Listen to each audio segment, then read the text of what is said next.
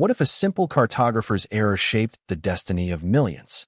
Imagine opening a book and learning that a country exists not because of war or negotiation, but because someone drew the wrong line on a map. That exact scenario unfolds in one of history's most remarkable stories, a story that reveals just how fragile and powerful human decisions can be. Picture a dusty office, decades ago, where a cartographer is struggling late into the night.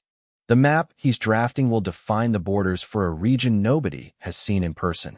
But he's tired, maybe distracted, and his hand slips. The line is drawn slightly off course, slicing through hills and rivers, ignoring the logic of geography or culture. He doesn't notice, and neither does anyone else until years later. The map is sent to diplomats and leaders who use it to sign treaties. On paper, the new borders look official, but on the ground, entire communities find themselves in a new country overnight. Families wake up citizens of a nation they've never heard of, speaking a language they don't understand, governed by laws that feel foreign. The book that chronicles this event paints a vivid portrait of confusion. Local farmers wondering why their fields are suddenly taxed differently, shopkeepers seeing new currencies, and children reciting new national anthems. This was no isolated error. The cartographer's mistake was copied, published in government reports, and referenced in schools. By the time anyone realized the error, the border had become a reality, impossible to reverse without chaos.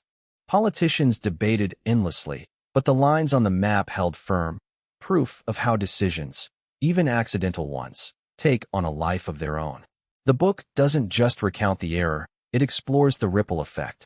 Neighboring countries began arguing over the new territory, citing the original faulty map.